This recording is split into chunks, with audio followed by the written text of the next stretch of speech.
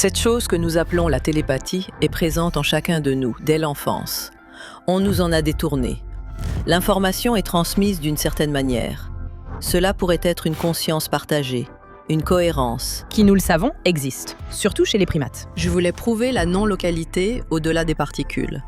Cela pourrait être la précognition, la télépathie, la vision à distance ou la clairvoyance.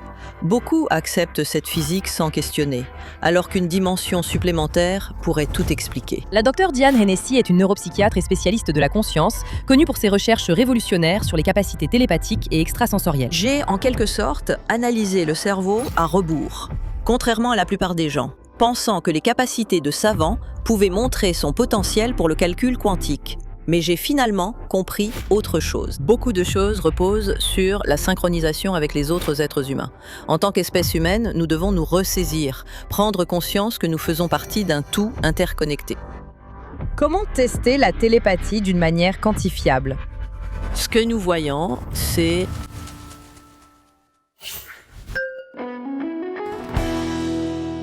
Bonjour, je suis Mayim Bialik. Et je suis Jonathan Cohen. Et bienvenue dans notre décryptage. Les autistes savants sont-ils capables de démontrer des capacités qui remettent potentiellement en question tout ce que nous savons, non seulement sur le cerveau humain, mais aussi sur la conscience? Nous avons avec nous la docteure Diane Hennessy. La docteure Hennessy est l'auteure d'ESP Enigma. Elle est diplômée de la faculté de médecine Johns Hopkins. Elle a enseigné à la faculté de médecine de Harvard et a été psychothérapeute pendant 40 ans. Elle a travaillé de façon très rapprochée avec de nombreuses personnes de la communauté des autistes savants non-verbaux. Elle a également fondé l'Institut Hennessy comme centre de recherche novatrice et d'éducation publique sur la neurodiversité. C'est une neuropsychiatre et neuroscientifique. Et une chercheuse sur la conscience que vous avez peut-être entendue dans Telepathy Tapes, où certaines de ses recherches ont été présentées. Son travail avec des personnes autistes non-verbales l'a amené à explorer certaines des questions les plus controversées de la science, notamment, la télépathie est-elle réelle? Qu'est-ce que la précognition? Et le cerveau peut-il accéder à des informations au-delà des modèles conventionnels de la cognition? Cet épisode remet vraiment en question notre compréhension de ce qui est réel et de ce dont nous sommes tous capables. C'est un plaisir d'accueillir la docteure Diane Hennessy dans l'émission. Analysons cela. Oui, merci, c'est un plaisir. Tu as l'occasion d'étudier certains des esprits les plus incroyables, vraiment, que nous connaissons. Peux-tu expliquer en quoi consiste ton travail? En fait, je me suis formée comme neuroscientifique avant même que les neurosciences ne soient une spécialité et je me suis intéressée à l'autisme en 1986, quand je faisais ma résidence à l'école de médecine Johns Hopkins et en neuropsychiatrie. Et j'ai rencontré Oliver Sacks et J'étais vraiment intéressée par la neurologie comportementale. Et vous savez, en étudiant la neuropsychiatrie, j'étudiais aussi, vous savez, des choses comme la cognition. Et vous savez, j'étais simplement intéressée par les troubles neurodéveloppementaux et les troubles neurodégénératifs, comme moyen de relier la fonction cérébrale au comportement, aux cognitions et aux émotions. Donc, c'était ma façon d'étudier, vous savez, ce qu'on appelle aujourd'hui la conscience, d'une manière vraiment non invasive et en fait utile aux gens. Voilà. Je voulais comprendre le fonctionnement du cerveau. Votre formation était classique. Croyez-vous aux dons de savants et à la télépathie, ou les découvriez-vous progressivement? Eh bien, je croyais aux capacités de savants. Je veux dire, au début, en tant que théoricienne, je pensais que les capacités de savants pouvaient nous montrer que le cerveau avait un potentiel pour le calcul quantique. J'ai un frère qui est physicien théoricien et qui était l'une des expertes en intelligence artificielle qui a aidé à développer la reconnaissance vocale. Vous savez, son gendre a un doctorat de Princeton en physique. Et il dirige un laboratoire de supercalcul. Donc vous voyez, je viens de ce genre de famille où, vous savez, je me dis, eh bien, on peut savoir. Vous savez, les effets quantiques ont probablement une place en biologie. Et c'est ce que je pensais il y a 30 ans. Donc je me suis dit, eh bien, cela m'intéressait. Et c'était le modèle, depuis lors. Je suis arrivée à une toute autre compréhension de ce que je pense qu'il se passe. Mais ce n'est pas que je pense que les effets quantiques n'ont pas lieu. Mais donc, j'avais déjà cette idée, vous savez, eh bien, les capacités de savants ne sont pas quelque chose que, vous savez, nous comprenons en science, mais elles sont reproduites de manière fiable. Et c'est là que je voulais concentrer mes efforts. Maintenant, pourquoi? Vous savez, pourquoi est-ce que je me suis intéressée à des choses comme la télépathie et la précognition? Eh bien, cela a à voir avec une expérience qui m'est arrivée lorsque j'étais professeur à Harvard. Et c'était en 1989. Et j'étais, la psychiatre, responsable du service, qui faisait des consultations auprès des services, médicaux, chirurgicaux et obstétriques. Donc on m'appelait si l'on pensait qu'un trouble n'était pas d'origine médicale, mais avait une composante psychosomatique. Mais on m'appelait aussi pour gérer, vous savez, pour les aider à gérer les problèmes, psychiatriques qui survenaient dans les services. On m'a donc parlé de cette femme qui avait été admise la veille pour un soupçon de crise cardiaque et qui voulait quitter l'hôpital contre l'avis médical. Et ce n'est pas possible. Vous ne pouvez pas signer votre propre sortie s'ils pensent que vous avez des troubles mentaux. Et donc, elle leur disait, vous savez, qu'elle était médium, qu'elle voyait des fantômes, et voyez des choses comme ça. Et je veux dire, et dans ma formation, je veux dire, vous savez, ce genre de propos faisait automatiquement conclure à une psychose. Et une crise cardiaque, ce n'est pas quelque chose à prendre à la légère. Je veux dire, vous savez, cela peut être mortel. La plupart des psychiatres auraient simplement, vous savez, en 5 minutes, vous savez, ils auraient juste eu une conversation et dit, d'accord, oui, vous avez raison, et signé le certificat. Mais j'ai toujours trouvé intéressant de parler avec des personnes qui vivent ce genre d'expérience. Enfin, j'aime tout simplement discuter. C'est en partie pour ça que je me suis orientée vers la psychiatrie, vous voyez. Vous savez, parler avec des personnes qui voient des choses que je ne vois pas, je trouve ça fascinant. Et j'essayais d'entrer dans leur univers, de voir s'il y a une logique interne, vous voyez? C'était ma façon d'étudier la conscience. Mener des entretiens vraiment intéressants pour essayer de comprendre comment ils voyaient et expérimentaient le monde en tant que phénoménologue. Et je voulais aussi obtenir sa coopération. Et je suis plutôt douée pour amener les gens à me faire confiance, à les convaincre de certaines choses, vous voyez, et à les amener à... Une fois que je comprends leur logique, je peux les convaincre en utilisant leur propre raisonnement. Vous voyez? Travailler avec leur façon de penser pour essayer de les amener à faire quelque chose dans leur propre intérêt. Donc, c'était mon approche. Voilà. Oui, tout de suite, elle me dit qu'elle est médium et qu'elle sait que les résultats de ses examens seraient normaux, qu'il n'y a aucune raison de rester et qu'elle voit tous ces fantômes. Et vous savez, je plaisante avec elle et je lui dis, oui, vous savez, moi, j'imagine que s'il y a des fantômes, les hôpitaux seraient pleins. Elle ajoute, je vois une aura au-dessus de votre tête. Vous savez, c'est comme une lumière blanche. Ça me fait un peu penser à, vous savez, c'est comme Jésus-Christ. Et ça me donne vraiment une bonne impression de vous. Est-ce que je peux vous dire ce que je vois? Waouh! Et là, je fais, Attends une seconde. tout cela m'est totalement inconnu, je n'en avais jamais entendu parler. Mais comme je l'ai dit, je veux savoir, tu comprends? Qu'est-ce qu'il croit, tu sais? Je veux savoir, tu vois, parce que la façon dont j'ai été formée, on m'a aussi appris que si quelqu'un croit en quelque chose, parce que c'est sa religion, alors c'est pas vraiment une psychose, ça veut pas dire qu'ils ont besoin d'un antipsychotique, c'est juste que les gens peuvent croire à des choses vraiment folles selon la façon dont ils ont été élevés. Je veux juste savoir quelle part de tout ça vient de ta culture, tu vois? Et c'est une des raisons pour lesquelles je suis allée à Harvard, c'est que je m'intéressais à la psychiatrie transculturelle. Tu sais, le fait que certaines personnes expriment leur stress d'une manière qui paraît vraiment, vraiment folle. Il y a plusieurs conditions comme ça. Et donc, ça m'intéressait.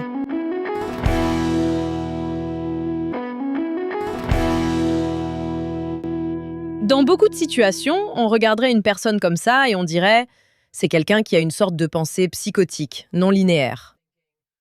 Cette personne a des hallucinations, ce sont les termes cliniques que nous utilisons. Mais il semble que ta curiosité et ton ouverture d'esprit t'ont permis d'aller un peu plus loin dans ton écoute.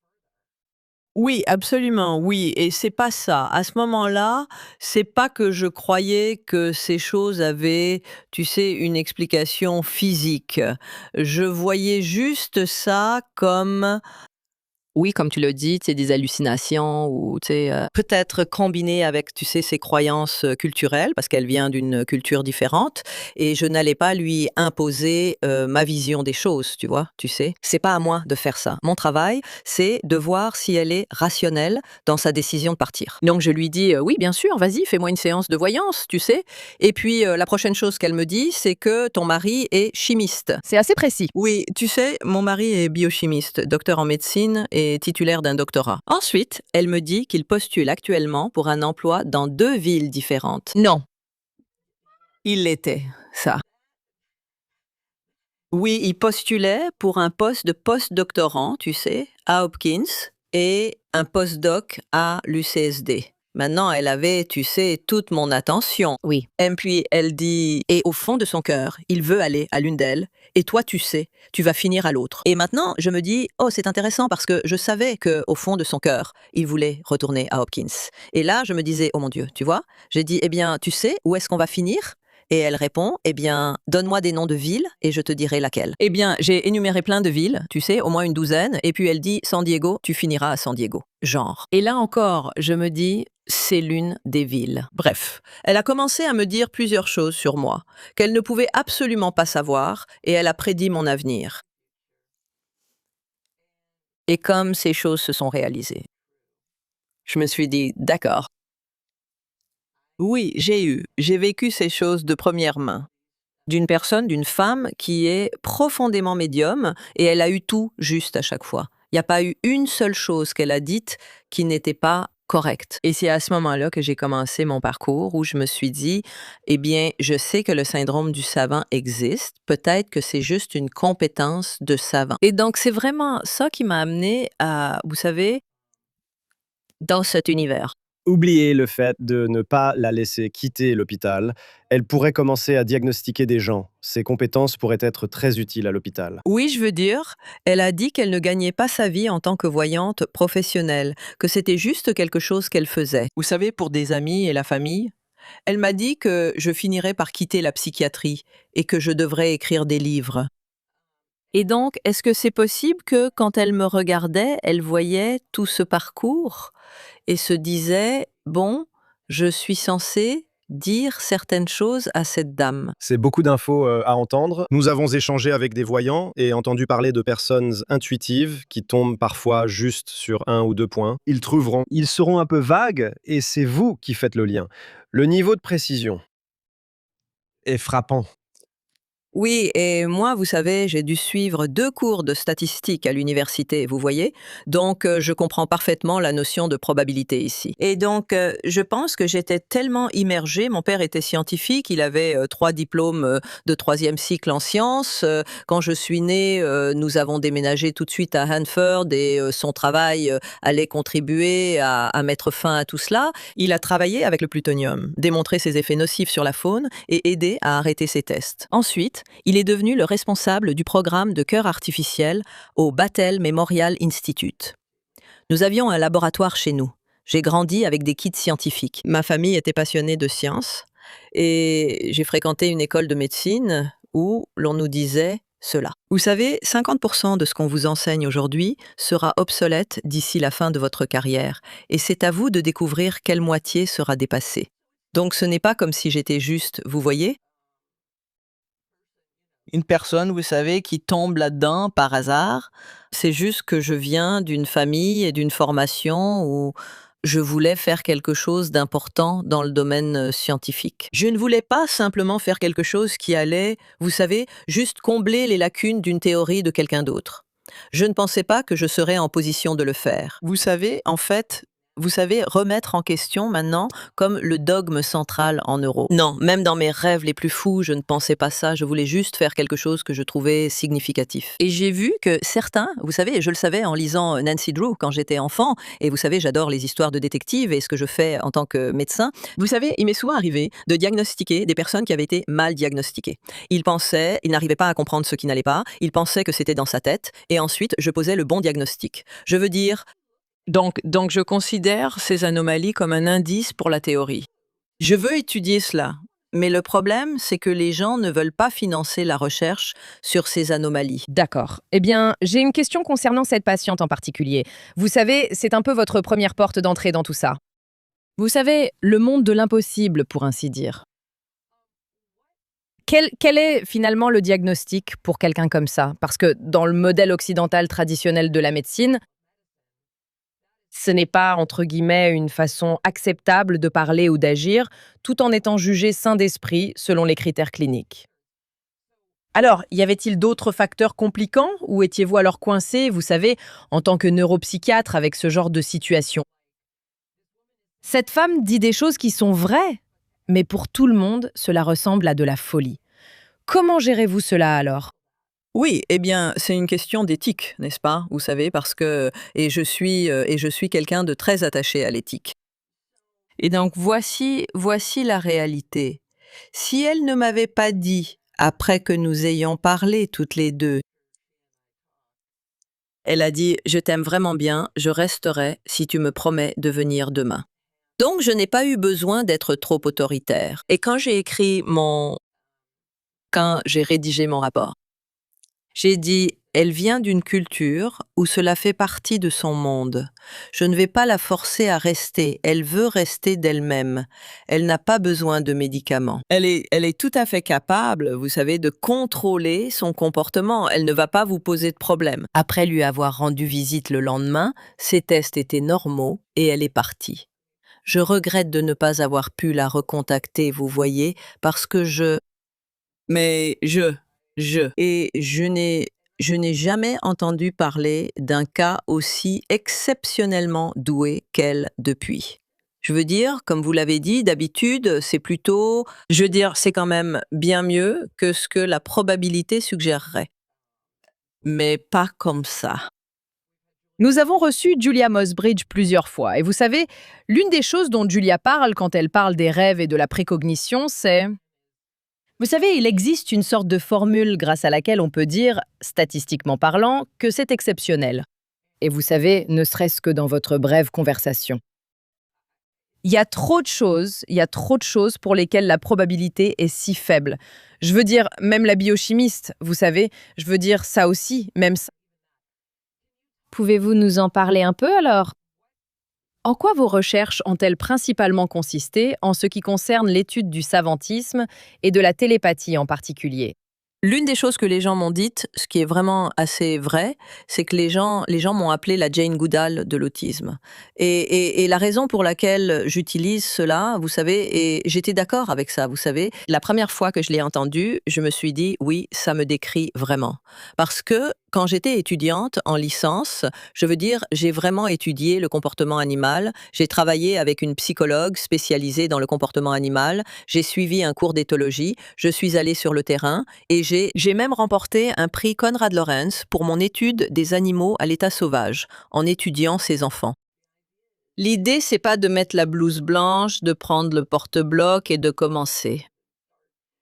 Vous savez, écrire tout de façon froide et clinique.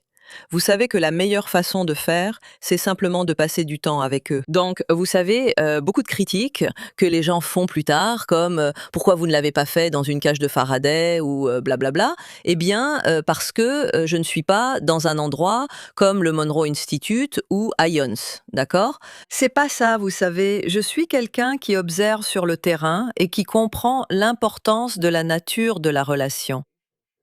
De nombreux matérialistes et sceptiques disent: pourquoi ne pas recréer cela dans mon laboratoire? Si cet enfant est télépathe, amenez-le, laissez-le 4 heures, et je le prouverai avec une étude en double aveugle, évaluée par des pairs. Et qu'il ne s'agit pas simplement de se dire: oh, nous voulons qu'ils aient leur ami avec eux pour qu'ils puissent tricher, n'est-ce pas? Ce n'est pas de ça qu'il s'agit. Il y a une relation, il y a un lien, et il y a une communication non verbale. Cela se produit avec nous tous, en tant que primates en particulier et mammifères en général, qui nous font nous sentir en sécurité, vulnérables, ce genre de choses. C'est dans cet espace que ce genre de capacité, n'est-ce pas, semble s'épanouir. C'est quand il y a de la sécurité. Oui, exactement. Et je veux dire, ces enfants autistes ont des problèmes d'anxiété énormes.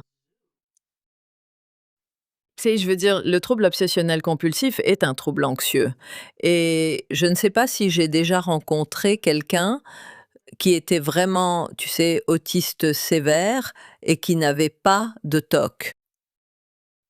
Et tu sais, beaucoup d'intrus sont perfectionnistes et tu sais, ils sont habitués à un système médical qui les juge et puis ils ont des problèmes de régulation émotionnelle, au point que même quand ils sont chez eux, tu sais, dans leur environnement familial, parfois quelque chose va les bouleverser, tu sais, parce que, tu sais, ils ont beaucoup Tu sais, je pense qu'ils ont des problèmes au niveau de leur tronc cérébral, tu sais, qui impactent des choses comme le nerf vague et ainsi de suite. Ils ont certainement des problèmes au niveau de leur intestin. Le fait qu'ils laissent quelqu'un entrer et qu'ils fassent quelque chose demande un effort extraordinaire de leur part. Je veux dire, tu sais, c'est ça que j'honore. Je mets des caméras dans les pièces, tu sais, sous tous les angles. Je redate tout, tu sais. Et tout ça, tu sais, j'ai fait beaucoup de tout ça avant même que les retouches Photoshop existent. Tu sais, et j'ai eu des gens qui ont assisté à mes expériences et qui sont repartis en disant, tu sais, que tout ça est réel. Tu sais, Daryl Treffort, qui est l'experte sur le syndrome du savant, qui était à l'Université du Wisconsin, qui a été la consultante pour Rain Man. Elle a été témoin, tu sais, et elle a mené ses propres expériences avec l'un de ses enfants. Et elle a déclaré publiquement que c'est réel. Il y a plusieurs autres scientifiques qui en ont été témoins, tu sais, et ils sont juste, elles disent oui, pourquoi, tu sais, pourquoi, tiens, en ce moment, je travaille sur un article avec Marjorie Walcott de l'Université de l'Oregon et Marina Weiler au DOPS. Et elles ont fait une analyse rétrospective et très détaillée des vidéos de mes expériences. Et elles étaient prêtes à appeler ça de la télépathie et à essayer de le publier. J'ai dit, tu sais, tu ne peux pas, j'essayais de dire, tu ne peux pas le publier en l'appelant télépathie. Il faut qu'on appelle ça quelque chose de plus, tu sais, plus... Et donc, tu sais, on a trouvé un autre nom pour ça. Juste, tu sais, à cause du verrouillage. Pour le récit, c'est ça. Tu sais, est-ce que c'est dur, tu sais, tu sais, mais c'est l'un des, je veux dire, exemple après exemple après exemple après exemple de découvertes scientifiques qui sont passées par le même genre de choses. Tu sais, et c'est comme, c'est pas avant qu'on continue, tu sais, au deuxième ou troisième essai, tu sais, qu'on finit enfin par faire accepter la chose. Parce que c'est, tu sais, les choses se figent. Quelles ont été certaines des choses incroyables que tu as vues en faisant certains de ces tests, qui t'ont frappé en te disant: «Attends une seconde, il y a quelque chose, il y a vraiment quelque chose ici»? Ma théorie a évolué. Tu sais, au début, je me disais, eh bien, est-ce que ça pourrait s'expliquer par... Tu sais, je pensais au traitement quantique dans le cerveau, d'accord? Mais tu peux pas vraiment expliquer la télépathie comme ça, tu sais, ce qu'on appelle la télépathie. Une de mes réflexions à ce sujet, c'est que, tu sais, ils ressentent cela de façon la plus profonde quand ils sont, tu sais, dans la même pièce. Tu sais, et je sais que nous avons cela. C'est si on voit la conscience comme un chat, que, tu sais, notre cerveau, c'est comme ça que je le vois, tu sais, que notre cerveau navigue dans la conscience plutôt que de créer la conscience. C'est notre outil pour naviguer dans la conscience. Tout comme mon iPhone est mon outil pour naviguer dans le cloud. C'est un peu comme ça que je le vois. Et donc, tu sais, j'ai déjà une sorte de concept pour ça. Pour les personnes qui ne savent pas à quoi ressemblent ces expériences, comment commence-t-on à tester la télépathie d'une manière quantifiable? Ces enfants ont, tu sais, un taux de précision de 95 à 97 avec Hailey, quand je l'ai rencontrée pour la première fois. Elle tapait de façon indépendante sur une tablette de communication qui ressemble à un iPad avec une voix électronique. Donc, personne ne la touchait. Ce n'était pas de la communication facilitée qui est controversée. On met ça de côté. La thérapeute se tenait derrière elle, donc hors de vue. Vous savez, elle tapait de façon indépendante. Et la thérapeute prenait une carte au hasard. Elle la regardait, la reposait et disait « Tu sais, Hailey, à quoi je pense ?» Ensuite, Hailey faisait « bip, bip, bip », exactement ce qu'il y avait sur la carte. Tu te disais alors que c'était comme ces cartes éclairs. Et tu dis juste « Wow !» Tu sais, et tu sais, j'en ai parlé à des collègues à moi et ils m'ont dit « Il faut mettre une barrière entre elles. » Tu sais, tu ne peux pas les laisser comme ça. Tu dois, même si elle est debout derrière, il faut une barrière visuelle entre elles. Eh bien, j'ai mis une barrière visuelle entre elles. Et puis, Hailey a régressé. Et elle...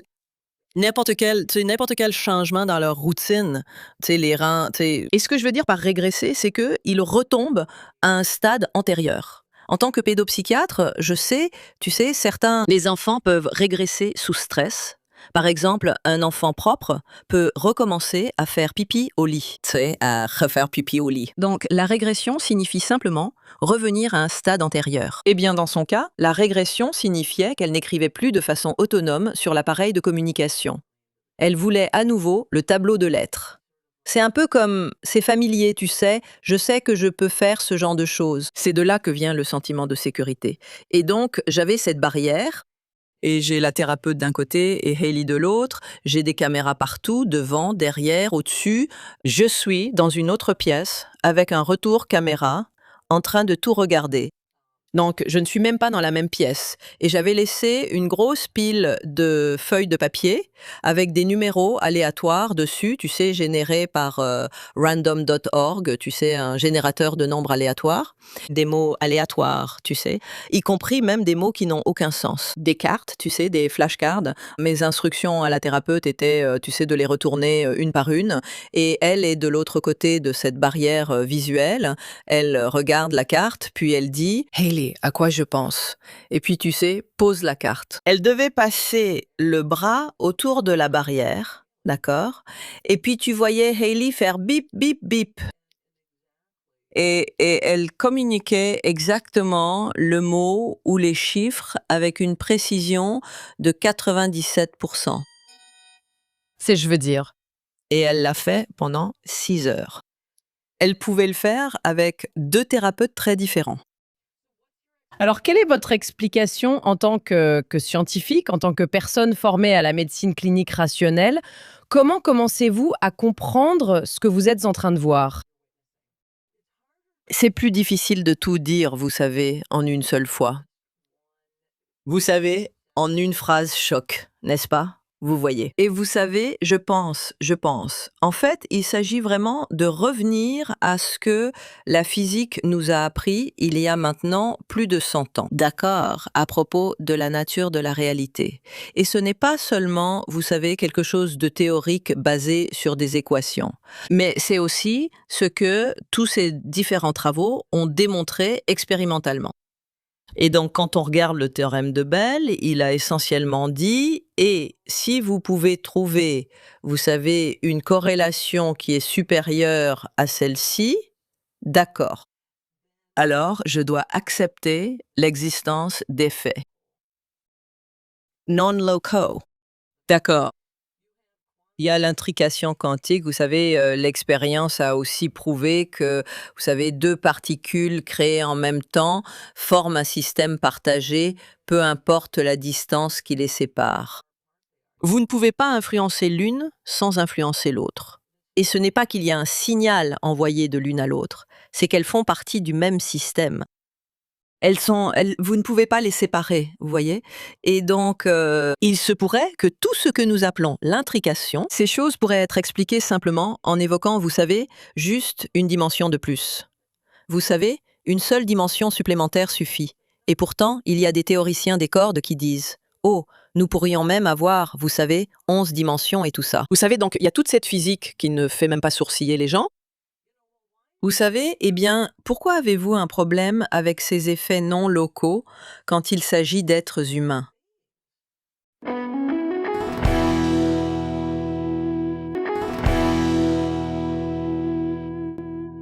Comment expliquez-vous la résistance à l'acceptation de cela, n'est-ce pas? Vous avez les enregistrements, vous avez des expériences. Et pourtant, des personnes qui sont des matérialistes convaincus ne veulent même pas l'envisager. J'ai décidé, vous savez, il y a longtemps, que j'essaierais de trouver la preuve la plus définitive possible. La preuve définitive de quoi? De quelque chose de non local, vous savez, chez l'être humain.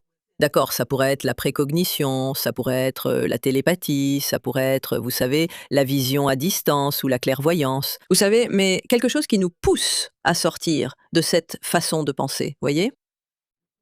Cette perspective limitée que nous avons. Nous n'avons toujours pas intégré ce que nous avions appris de la physique il y a plus de 100 ans dans notre compréhension, vous savez, de la nature de la réalité, de sorte que nous ne la regardons pas vraiment. Nous ne posons tout simplement pas les bonnes questions. Ce que nous savons, c'est que le cerveau ne traite qu'une infime fraction de toutes les informations qui existent. Vous savez, alors pourquoi disons-nous que cette information n'existe pas? Juste parce que nos organes sensoriels sont limités dans la gamme de fréquences qu'ils perçoivent. Il y a encore toutes ces autres informations qui existent. Donc tout d'abord, je voulais trouver quelque chose qui prouverait la non-localité, d'accord, au-delà des simples particules. Et ensuite, ce que je voulais, c'était travailler sur une théorie pour l'expliquer, qui soit vraiment multidisciplinaire.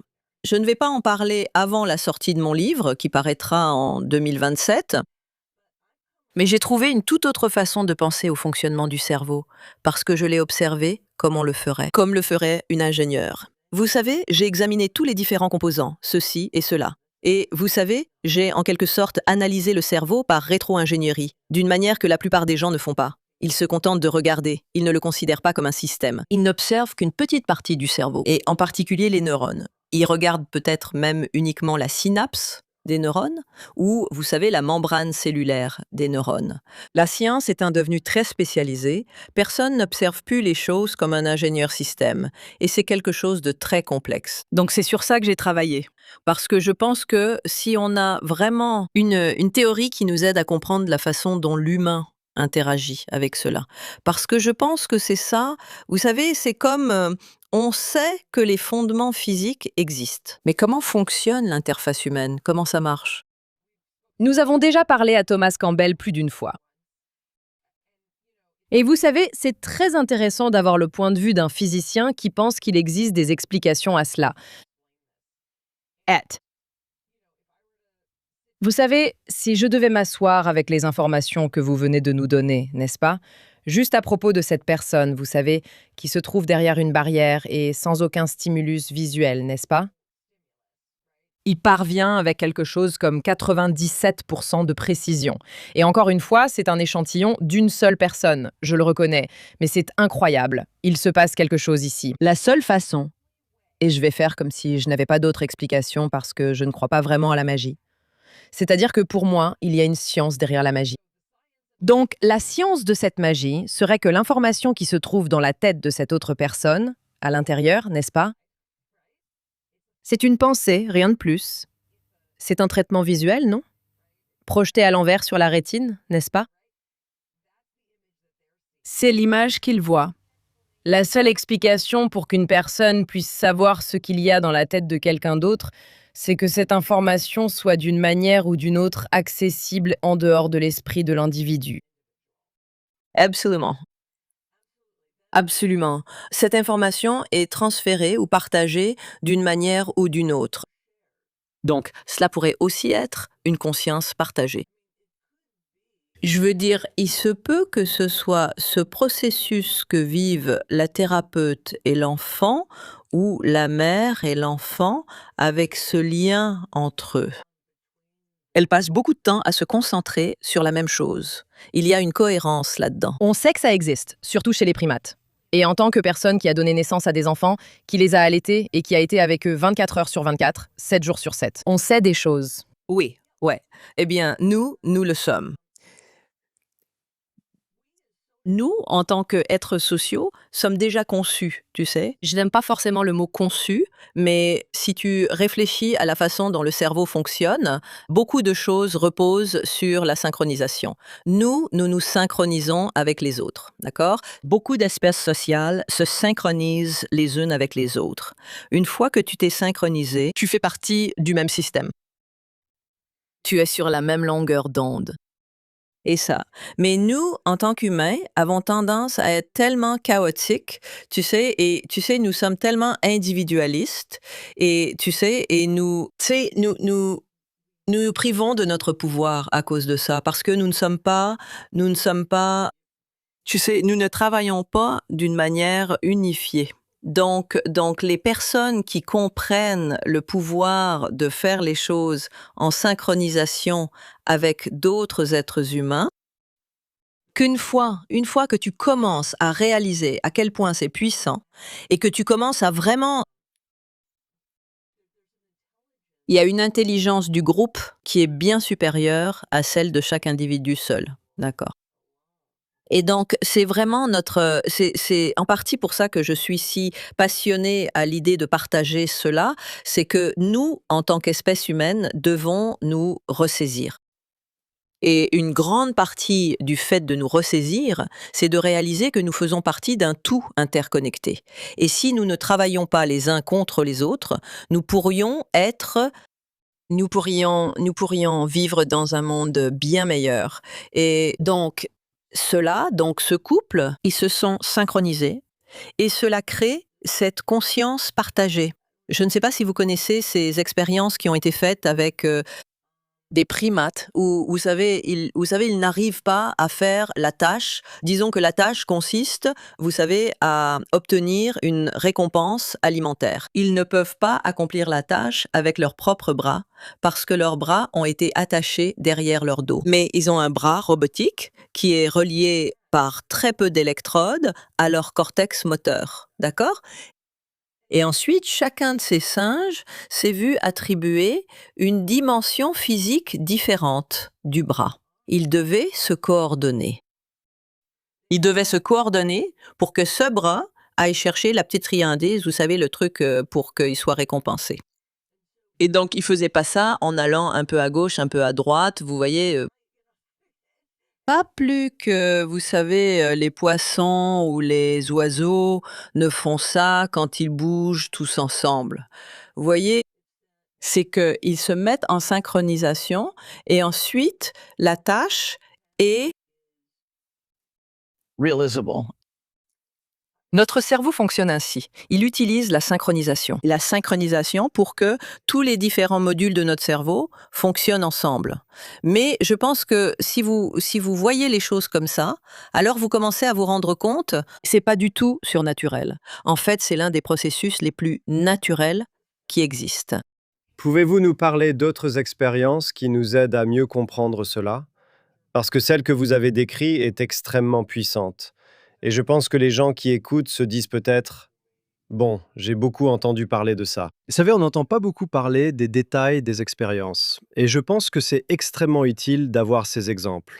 J'ai présenté mes données avec cette fille, vous savez, à la conférence de l'association parapsychologique.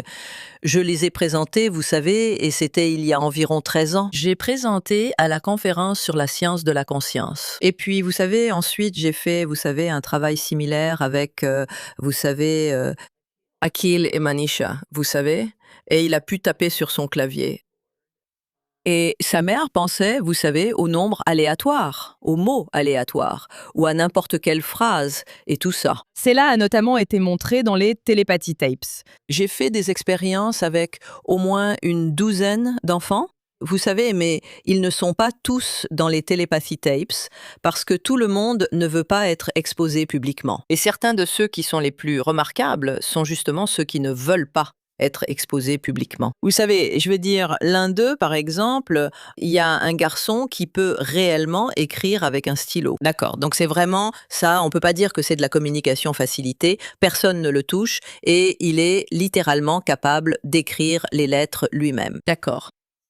La personne avec qui il est télépathique, c'est son père adoptif. Donc il n'y a même pas de lien biologique. Il n'y a pas de composante biologique. Tu vois, c'est extraordinaire. C'est une question philosophique, tu sais, mais j'espère que tu as aussi une explication pratique. Pourquoi sommes-nous faits comme ça? C'est-à-dire, pourquoi avons-nous une telle diversité de capacités, surtout face à tant d'autres défis, comme les troubles de la parole ou les différences de cognition? Qu'est-ce qu'il y a dans le cerveau qui permet ce genre de diversité et, vous savez, notre capacité à nous en émerveiller? J'étudie l'évolution. Et vous savez, ce qui se passe, c'est que l'espèce a, vous savez, certains besoins auxquels elle doit répondre. Vous savez, qu'elle doit satisfaire. D'accord? Vous savez, et une espèce évolue toujours avec l'environnement. D'accord? Vous savez, si vous changez radicalement l'environnement, cela met la pression sur l'espèce pour qu'elle évolue. D'accord? Et nous, je veux dire, au cours des 100 dernières années, je veux dire, tout a radicalement changé. Nous avons beaucoup de choses dans notre environnement qui ne sont pas naturelles et qui jouent un rôle dans la modification de l'expression des gènes, voire, vous savez, qui affectent réellement les gènes eux-mêmes, vous voyez? Et en plus de ça, vous savez, nous avons, vous savez, tous ces changements dans notre, vous savez, le microbiote intestinal, vous savez, et notre microbiote intestinal est, vous savez, le principal fabricant de neurotransmetteurs. Ce que nous voyons, c'est un changement de style cognitif. D'accord? Donc, la plupart des gens traditionnellement étaient des penseurs verbaux. D'accord, vous savez, c'est-à-dire que, vous savez, la façon dont ils pensent, c'est qu'ils utilisent le langage, vous savez, tout comme l'IA utilise, vous savez, c'est un système basé sur le langage, n'est-ce pas? Même sans savoir lire ou écrire, vous pouvez parler. J'imagine. Une des choses à propos de la pensée verbale, c'est qu'elle est très très linéaire. D'accord. Vous savez, vous savez, le sang est totalement différent selon la séquence des mots. D'accord. Et donc, vous voyez, c'est un peu comme la façon dont nous expérimentons le temps. Il doit aller dans cette direction. Vous savez, il doit aller dans une seule direction et nous le suivons. Eh bien, l'autre chose à propos du langage, c'est que les mêmes mots peuvent avoir des significations différentes selon le contexte et selon l'intonation de votre voix quand vous les dites.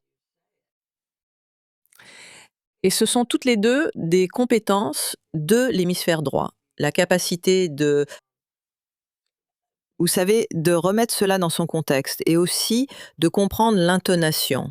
Eh bien, vous savez, quand nous avons commencé à passer à la communication écrite, après avoir supprimé ces 2 éléments, nous avons constamment eu des problèmes de communication. C'est à ça que sert MDR, pour que les gens sachent que vous plaisantez. Exactement. C'est pour ça qu'on a, vous savez, c'est pour ça qu'on a ces emojis et des petites choses comme MDR. Exactement. On est de plus en plus, vous savez, pris dans des malentendus tout le temps, parce que la langue elle-même a, vous savez, toutes ces imperfections intégrées. À moins que vous ne l'utilisiez dans un contexte social où vous avez déjà, vous savez, une compréhension commune ensemble. Donc il y a un autre type. L'autre problème avec la langue, c'est que on peut se convaincre de toutes sortes de choses. Vous savez, pensez à ce que font les politiciens et les avocats tout le temps. Ils utilisent le langage pour donner une tournure à une situation banale. Vous savez, donner une tournure à quelque chose qui pourrait vous convaincre de quelque chose qui n'est peut-être pas vraiment réel. C'est leur interprétation, mais cela ne représente peut-être pas, vous savez, la façon la plus précise de voir les choses. Et donc, ce sont toutes ces pressions environnementales qui ont créé beaucoup des problèmes dans lesquels nous sommes aujourd'hui. Vous savez, ce fameux dicton qui dit qu'on ne peut pas résoudre les problèmes d'aujourd'hui avec le même type de pensée qui les a créés. Et donc, ce dont nous avons besoin, c'est d'une façon de penser beaucoup plus holistique. Alors, vous savez, l'une des choses que nous savons à propos des personnes autistes, c'est qu'elles sont. Plutôt que d'être dominées par le langage et l'hémisphère gauche, dominées par l'analytique, elles sont plus portées vers l'hémisphère droit, intuitive, pensée gestaltique, reconnaissance des motifs, traitement visuospatial, ce qui est bien plus efficace et bien plus précis. Vous savez, et puis cela relève beaucoup plus d'une compréhension perceptuelle. C'est ainsi qu'ils le décrivent. Par opposition à, eh bien, voilà ce que j'ai lu et laissez-moi, vous savez, et puis quelqu'un d'autre peut discuter avec vous et dire, eh bien, moi j'ai lu ceci. J'ai eu l'occasion de rencontrer l'un des personnes non parlantes. Il a 18 ans et j'ai pu passer un peu de temps avec lui ici, socialement, pas, vous savez, dans un cadre d'entretien. Et j'ai remarqué qu'il y avait, vous savez, une nature poétique dans sa façon de communiquer. Il tapait tout seul. Et je me demandais, est-ce que c'est à ça que ressemblent toutes nos voix intérieures, n'est-ce pas? La pensée fonctionne davantage en images et en émotions. Et je pense aussi que, tu sais, d'un point de vue évolutif, tout ça est très récent, comme les bureaux, les ordinateurs, les téléphones et ce genre de choses. Pendant la majeure partie de l'histoire humaine, ce n'est pas comme ça que nous vivions, n'est-ce pas? Nous vivions proches de la nature. Nous avions, oui, beaucoup de rituels, de contes populaires et, tu sais, de croyances religieuses auxquelles beaucoup de gens n'adhèrent plus aujourd'hui. Mais la structure même du développement des humains tels que nous les connaissons, n'est-ce pas, de notre espèce, était très liée à des choses qui n'avaient pas besoin d'être écrites ou comprises de façon linéaire. Le temps lui-même, la trame de la réalité. Tu sais, pendant des milliers d'années, les traditions ont parlé de tout cela comme d'une projection, n'est-ce pas? C'est une ombre sur la caverne.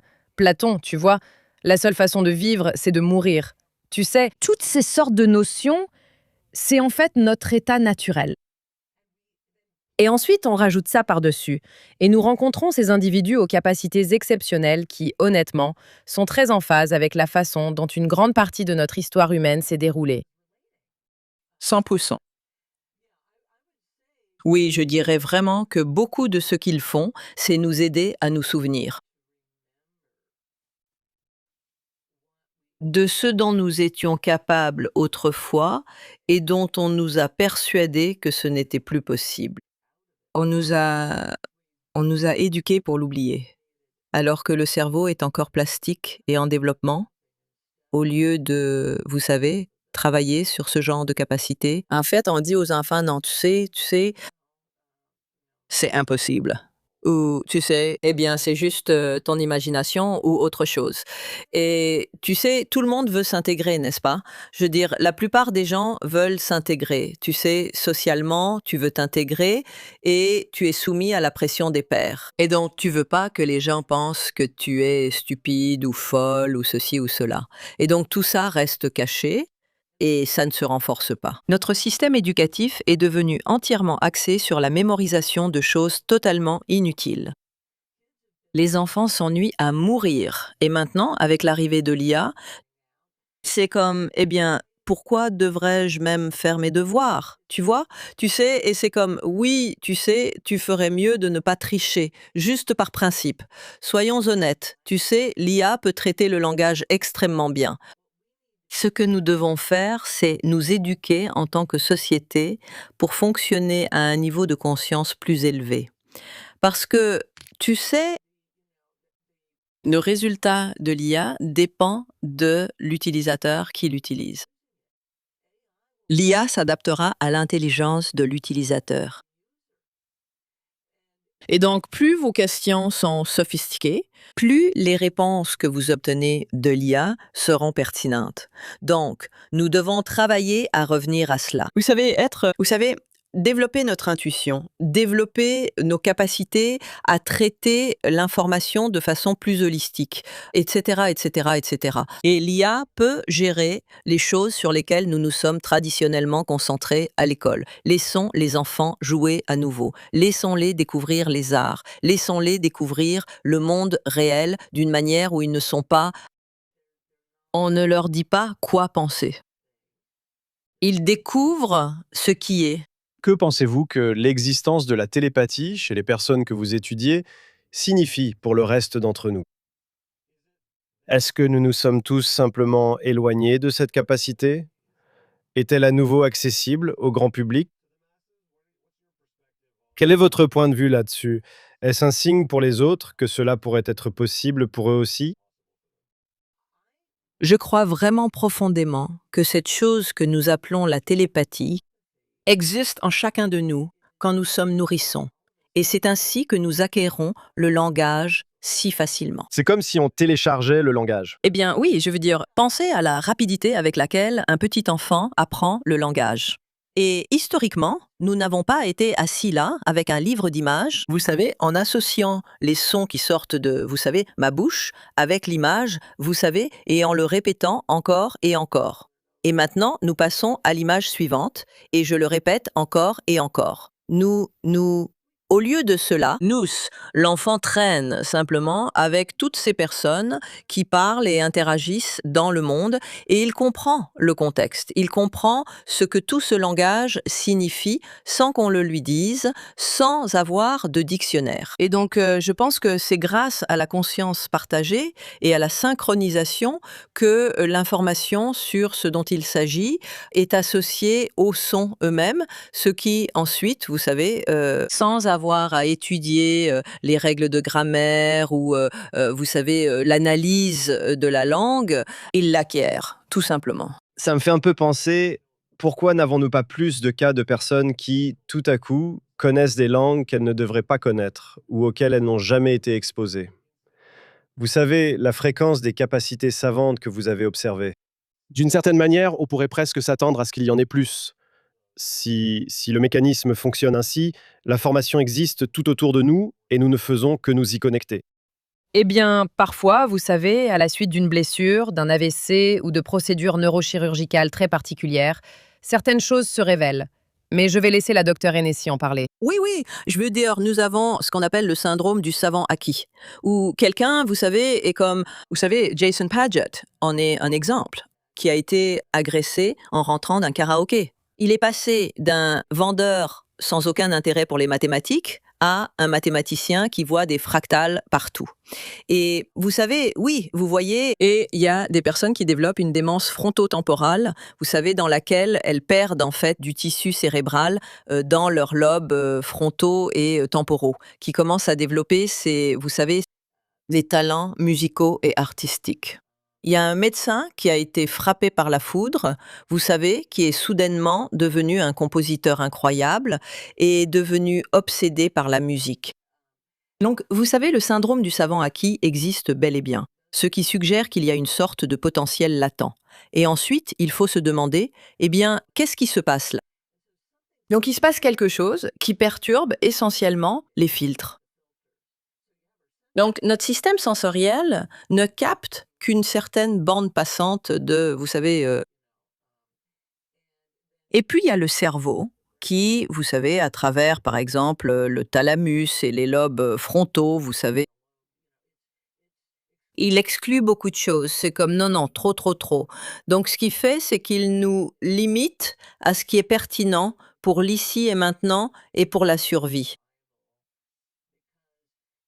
Parce que si vous aviez accès à tous les types d'informations auxquelles ces personnes avec qui je travaille ont accès, parce qu'elles n'ont pas de bons filtres,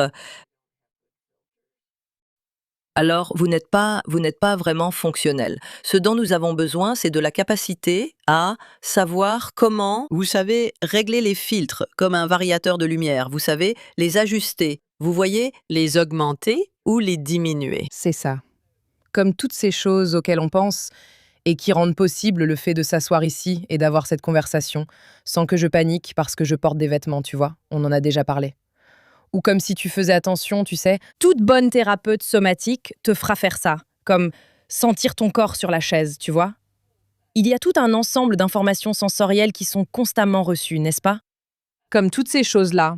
Et quand tu vois ou si tu as un enfant avec des besoins particuliers ou que tu connais quelqu'un qui a des besoins particuliers, c'est l'une des choses que tu remarques. Il y a une distractibilité. Il y a souvent beaucoup d'agitation, il y a beaucoup d'autostimulation qui est nécessaire. Ce sont des choses pour essayer de réguler ce manque de filtrage. Et pour celles d'entre nous qui avons un TDAH, n'est-ce pas? Cette incapacité à arrêter de tout scanner, tu vois? Cette incapacité. Je veux dire, j'ai ça, tu vois? Genre, s'il y a une distraction, je peux généralement revenir, mais je vais remarquer chaque petite chose. C'est une différence de filtrage. Alors imagine ça à cette échelle-là. Mais quand ça se relâche, regarde tout ce qui devient accessible.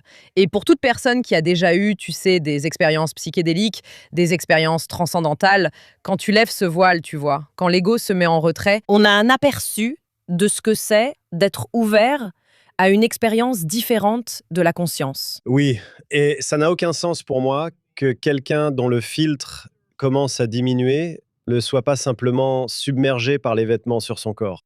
Je veux dire, ces enfants autistes, ils ne supportent pas les étiquettes sur les vêtements. Vous savez, ils sont super sensibles. Certains d'entre eux courent nus, vous savez, parce qu'ils ne peuvent pas faire taire cette sensation. Et vous savez, ils ne dorment pas bien, parce qu'ils n'y arrivent même pas en dormant. Vous savez, donc vous savez, ça s'appelle le filtrage sensoriel. Vous savez, cette capacité. Mais le syndrome du savant, les personnes qui ont eu le syndrome du savant acquis, le fait qu'elles puissent tout à coup avoir une blessure d'une certaine sorte qui réduit le filtre et ensuite acquérir une compétence très spécifique. Comme tout à coup, vous voyez des fractales. Pour moi, c'est déroutant car c'est comme. C'est pas que leur filtre avait un petit trou et que par magie, des fractales sont passés par ce trou. C'est comme s'il y avait eu des lésions importantes, toute une région, et au lieu qu'il. Vous savez que le code de la réalité soit révélé. Et maintenant, voir, vous savez, des lettres aléatoires, comme les gens le font sous DMT, ou vous savez, l'expérience du laser, ou maintenant je regarde le mur et je vois le tissu de la réalité. Et je suis totalement submergé et incapable de fonctionner. J'imagine que si vous recevez un traumatisme contondant à votre système de filtrage, ça va pas simplement vous donner une capacité magique, c'est difficile pour moi de comprendre le mécanisme en jeu. Vous savez, ce à quoi nous avons affaire, c'est comme un réseau d'autoroutes très élaboré, un super réseau d'informations qui va dans beaucoup de directions différentes. Et même s'il n'y a pas beaucoup de variabilité, c'est-à-dire que la plupart d'entre nous avons des cerveaux très similaires, il existe des différences individuelles. Mais ce n'est pas de cela qu'on parle. Et ce genre d'expérience a déjà été fait. Par exemple, retirer le thalamus n'est pas ce dont il s'agit. Nous parlons d'autres systèmes. Et il y a, vous savez, la docteure Hennessy peut évidemment en parler mieux que moi, en ce qui concerne les centres linguistiques en particulier. Mais vous savez, il y a beaucoup de mystères ici, mais on ne parle pas de ce qui se passe si vous retirez le système de filtration. Ce n'est pas ça.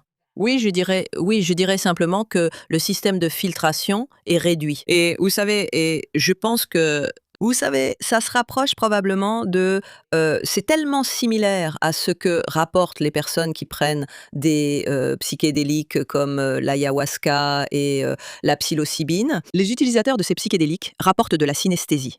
Tous ces enfants en ont aussi.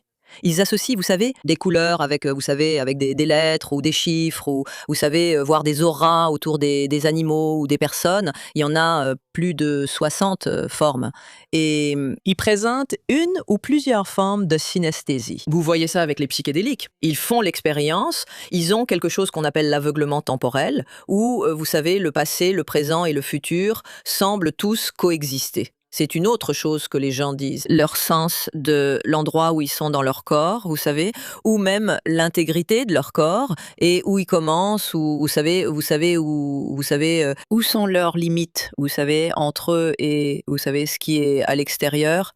Tout cela devient vraiment flou. Et la télépathie est quelque chose que des gens rapportent sous l'effet de psychédéliques. Vous savez, une conscience partagée. Et donc, c'est comme s'il y avait, et si vous regardez où agissent les psychédéliques, vous savez, où opèrent-ils? Ils agissent sur les récepteurs 5-HT2A dans le thalamus, et dans le cortex frontal, c'est le système de filtrage et de régulation.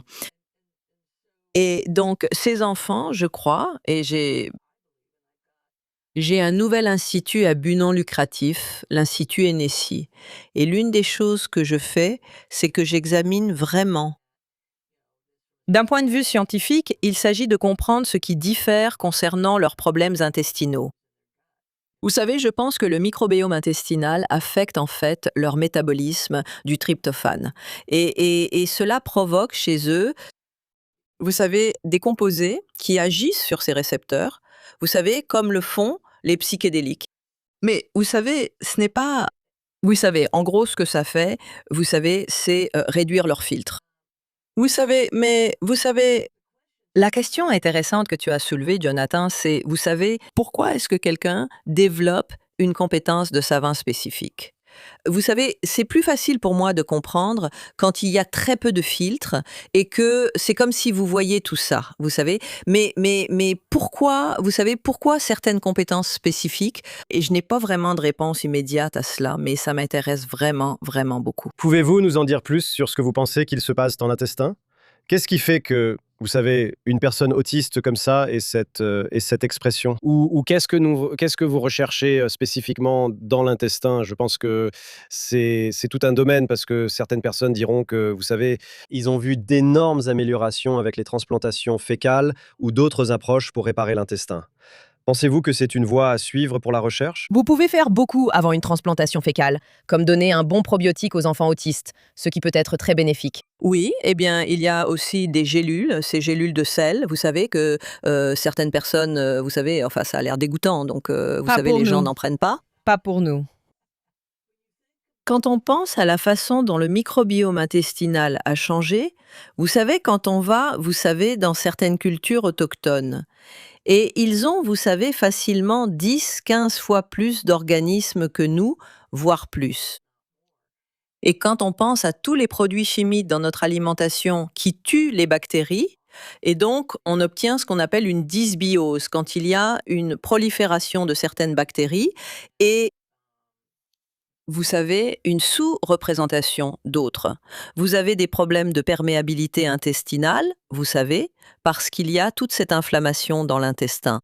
Et donc ces enfants sont vraiment, vous savez, accablés par tous ces problèmes intestinaux. L'intestin possède aussi de nombreux récepteurs de la sérotonine. Oui, exactement. Je veux dire, il y a des récepteurs de la sérotonine sur nos, vous savez, nos plaquettes. Il y a des récepteurs de la sérotonine à beaucoup d'endroits. Ce n'est pas seulement dans le cerveau. Et puis, ces enfants ont tendance à avoir des régimes très restreints. Ils sont tellement sensibles au goût, à l'odorat, à ceci, à cela.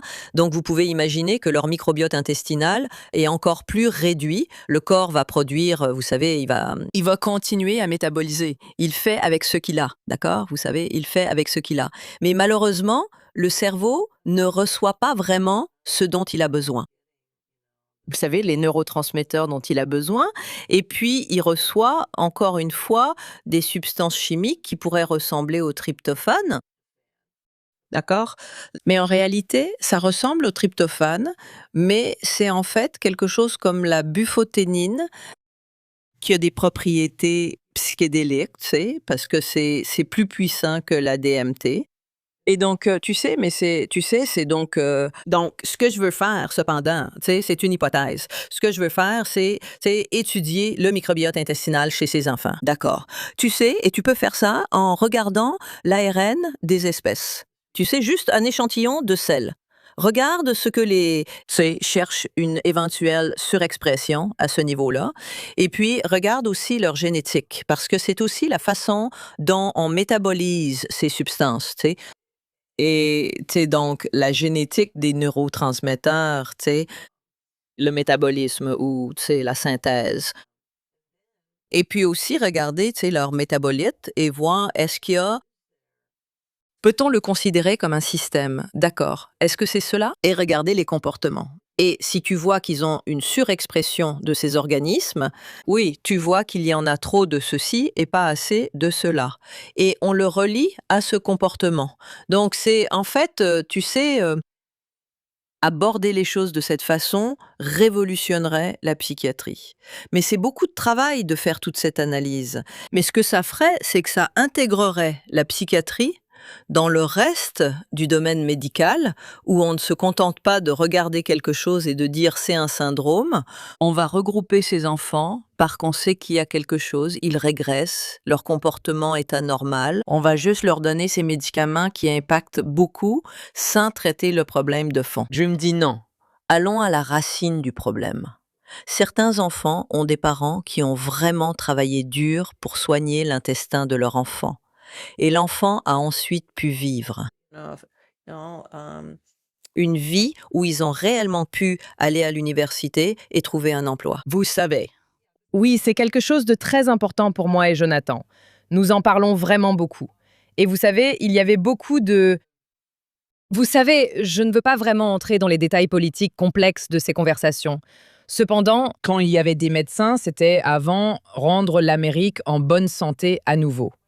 Vous savez, mes enfants ont 20 et 17 ans. Donc, quand mon premier est né et quand mon deuxième est né, il y avait beaucoup de discussions sur ce que nous donnons à manger à nos enfants et pourquoi nous voyons cette augmentation des troubles de l'attachement, dans les troubles du traitement sensoriel. Pourquoi tout le monde reçoit-il un diagnostic d'autisme, n'est-ce pas? Tout cela se passait. Et on en parle beaucoup. Les gens ne veulent souvent pas entendre qu'il existe des caractéristiques comportementales, non seulement chez les enfants, mais aussi chez les adultes, qui peuvent être significativement modifiées par les aliments que vous consommez. Et en supprimant ceux que vous ne devriez pas manger, n'est-ce pas? Et nous avons été élevés, vous savez, tellement d'entre nous, avec le régime alimentaire américain standard, le régime SAD, n'est-ce pas? C'est en fait l'acronyme, n'est-ce pas? C'est le régime SAD. Et vous savez, les gens se disent, si vous êtes autiste, il n'y a rien que vous puissiez faire. Et puis, les gens ont commencé à être accusés, vous savez, de guérir l'autisme. Et l'idée, c'est d'abord de faire sauter beaucoup de ces cases et de comprendre qu'il existe un système vraiment élaboré qui peut changer une variété de comportements. Et vous savez, tous ces parents hippies qui disaient « Nous ne consommons pas de colorants alimentaires » et tout le monde se moquait d'eux. Genre, vous êtes ridicule, vous êtes absurde. Tout à coup, il y a maintenant une discussion sur le fait de savoir si nous devrions ingérer ces colorants toxiques, n'est-ce pas? Pourquoi l'Europe les interdit-elle depuis des dizaines d'années, dans certains cas? Pourtant, nous consommons toujours de l'ADN génétiquement modifié, notamment dans nos céréales du matin. Mais c'est une autre histoire. Mais il y avait une chose que je voulais te demander. Certaines personnes adorent vraiment cette recherche. Quand les télépathy tapes sont sortis, présentant une partie de ton incroyable travail, beaucoup de gens ont complètement perdu la tête parce qu'ils se sont enfin sentis entendus et compris. Et c'était pas forcément des personnes qui correspondraient au diagnostic d'autisme dont nous parlons, mais une grande partie de personnes qui seraient diagnostiquées comme neurodivergentes. Ou des hippies, ou des gens un peu excentriques, ou des personnes qui croyaient aux esprits, aux fantômes, aux anges, et vous savez, à toutes ces choses-là. Beaucoup se sont sentis reconnus grâce aux télépathy tapes. Pouvez-vous expliquer l'impact global de votre travail? Il est fascinant d'en apprendre davantage sur le cerveau et ses incroyables capacités. Mais pouvez-vous expliquer cet impact plus large auquel vous avez contribué, qui a changé la façon dont beaucoup de gens comprennent la conscience et notre fonctionnement? Oui, merci pour cette question, parce que je ne veux pas que les gens aient l'impression que ce que je dis, c'est que seuls ces enfants peuvent faire cela, d'accord? Je veux dire, je comprends, je reçois des emails, vous savez, et vous savez, il y a des gens qui viennent me voir quand je parle lors d'une conférence, tout le temps, des gens qui me remercient en disant: «Votre travail est vraiment, vous savez, réconfortant, il confirme ce que j'ai vécu, mais j'ai dû rester silencieuse». Elles sont pas silencieuses parce qu'elles n'ont pas la capacité de parler. Elles ont été réduites au silence parce que nous vivons dans une société qui pathologise ces expériences. Et vous savez, on les pathologise soit psychiatriquement, soit on les diabolise à travers la religion. Vous savez, on vous dit que vous devez être possédé par des démons, n'est-ce pas? Et donc, peu importe ce que c'est, vous savez, ce que le dogme impose, ce qui fait que quelqu'un se sentira comme une paria. Elle reste silencieuse. Et donc, la raison pour laquelle je me suis concentrée sur les personnes autistes, c'est pas parce que je pensais qu'elles étaient les seules concernées. C'était à cause de cette affirmation en science, selon laquelle des affirmations extraordinaires nécessitent des preuves extraordinaires. Et nous avons déjà, vous savez, bien plus de 120 ans de ce type d'expérience. On a étudié des personnes qui ont ce genre de capacité et on a montré que oui, c'est statistiquement significatif. Vous savez, et c'est, vous savez, couramment rapporté, vous savez, et ça fait partie de nombreuses traditions culturelles et blablabla. Mais des affirmations extraordinaires nécessitent des preuves extraordinaires. Je me dis juste, eh bien, qui est-ce qui peut le faire? Qui peut se manifester et fournir des preuves extraordinaires? Si quelqu'un pouvait le faire, ce serait l'une de ces personnes. C'est de ce point de vue que je parle. Pouvez-vous nous parler de vos expériences surnaturelles personnelles? Vous avez eu, je suppose, ce qu'on appellerait une expérience proche de la mort ou une expérience liée à la mort à 13 ans. J'ai un frère aîné qui, vous savez, une de ses activités préférées quand on était enfant, c'était de, vous savez, faire des choses pour embêter sa petite sœur, n'est-ce pas? Donc, l'une des choses qu'il a fait, c'est qu'il m'a emmené, lui et son ami m'ont emmené en canoë sur la rivière, sans gilet de sauvetage ni rien de tout ça. Et je n'avais jamais appris à nager. Et je criais: «Je ne sais pas nager, je ne sais pas nager!» Et mon frère, il trouvait ça drôle, et son ami trouvait ça drôle aussi. Et ils ont renversé le canoë et j'ai coulé et je me noyais. Et j'ai eu une rétrospective de ma vie.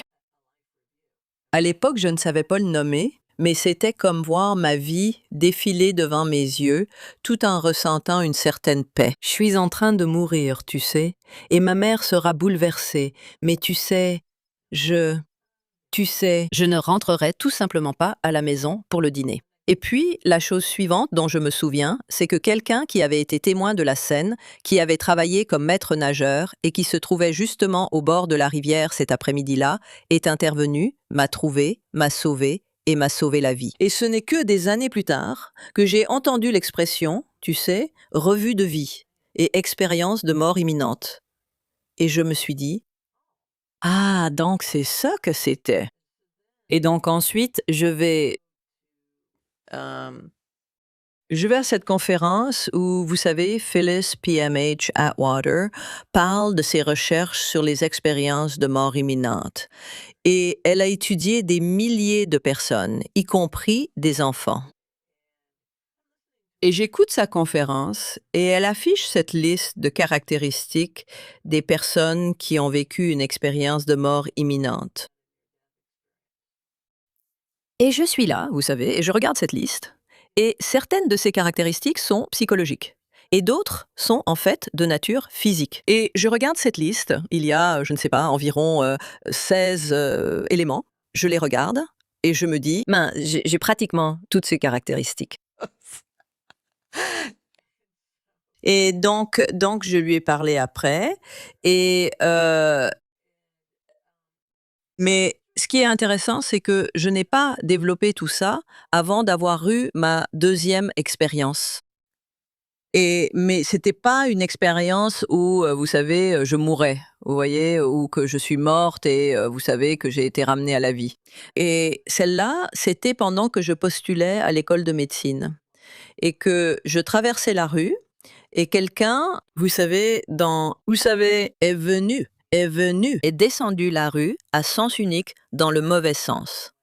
La dernière chose dont je me souviens, c'est d'avoir quitté le trottoir, puis de me réveiller à l'hôpital en neurochirurgie avec une grave commotion cérébrale. J'étais restée inconsciente plusieurs heures.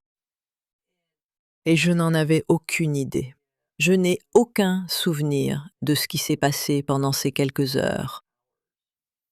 Mais je me sentais, d'une certaine façon, profondément différente. Et cette différence profonde que je ressentais, j'étais là, je me grattais la tête et j'étais juste là, genre, quoi? Qu'est-ce que c'est? Je ressens, je sais pas, tu vois? Je n'arrive même pas à nommer ça. Et puis je me suis dit, mon Dieu, C'est comme je crois en Dieu. Mais attends, comment puis-je croire en Dieu alors que j'ai été élevée athée? J'ai grandi sans aucune religion. Je me disais, comment pourrais-je croire en Dieu, tu vois? Et puis je me suis souvenu que la veille, quand j'étais dans ce cours de mathématiques avancées, assise à côté de moi, cette femme m'a demandé où j'allais faire mes études supérieures en mathématiques. J'ai répondu que je n'en ferais pas. Elle m'a dit, mais tu es tellement douée, tu as vraiment un don pour les mathématiques. Comment peux-tu gâcher le don que Dieu t'a donné? Et j'ai dit, tu crois en Dieu? J'ai dit, tu es allé aussi loin en mathématiques et tu crois en Dieu. Elle a répondu, tu es allé aussi loin en mathématiques et tu ne crois pas en Dieu. Et nous avons commencé à discuter et j'ai fini par dire, j'aimerais croire en Dieu, mais ça n'arrivera jamais. Et puis, c'est le lendemain matin que je me fais assommer. Et ensuite, j'ai ce sentiment, mais je n'avais rien à quoi le relier. Mais c'est après cette expérience que j'ai vu qu'il y avait beaucoup de similitudes avec, un- oui, vous savez, avec les séquelles des expériences de mort imminente. donc quand vous revenez, c'est juste ce sentiment qui change. Vous n'avez aucun souvenir qui refait surface après coup d'y avoir été. Je n'avais aucun souvenir du tout et donc vous savez, après avoir, terminé ma formation médicale, ensuite j'ai passé du temps à étudier toutes ces différentes traditions spirituelles pour voir s'il y avait quelque chose qui pouvait, vous savez, un genre de cadre qui pourrait convenir. Et vous savez, je cherchais des points communs. Est-ce qu'il y a des choses auxquelles toutes les religions croient? Etc., etc., etc., etc. Donc c'est vraiment, vous savez, ça m'a vraiment amené à, vous savez, des choses comme le bouddhisme et les Védantas et à m'intéresser essentiellement aux traditions orientales. Il y avait des personnes issues de ces traditions avec lesquelles les physiciens du début du XXe siècle se réunissaient régulièrement parce qu'ils voyaient qu'ils décrivaient la même réalité. Et donc, à cause de mon parcours en mathématiques et vous savez, en biophysique et avec mon frère qui est physicien et tout ça, ça avait du sens pour moi qui venait, vous savez, de ces différents, vous savez, de milieux totalement différents. Mais vous savez, l'un d'eux, vous savez, les sciences dures, les mathématiques, la physique, et puis l'autre, vous savez, juste l'ultime, vous savez, chemin mystique intuitif. Et ils décrivent la réalité de la même manière. Et c'est la même façon dont ces personnes autistes avec qui je travaille décrivent la réalité. Donc, c'est un peu ce que j'en ai fait, en résumé. Peut-on parler un peu des rêves et de la précognition? Avez-vous fait des recherches sur les symboles et les significations des rêves ou sur la capacité des gens à accéder à un champ d'information plus vaste à travers les rêves? Et aussi sur les personnes qui ont ou semblent avoir des expériences précognitives, que ce soit dans les rêves ou autrement. Je m'intéresse aux rêves depuis longtemps. Les rêves sont une fenêtre sur l'inconscient. Et vous savez, analyser les rêves, c'est quelque chose que je fais. J'ai été psychothérapeute en exercice pendant 40 ans. Et je suis, vous savez, très portée sur, la psychologie, jungienne et la compréhension des archétypes.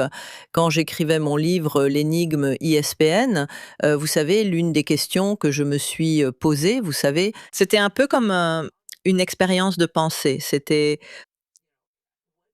vous savez, quelle serait, vous savez, la physiologie partagée qui, en gros, semble être, vous savez, commune à ceux qui déclarent le plus souvent des capacités psychiques. Oui.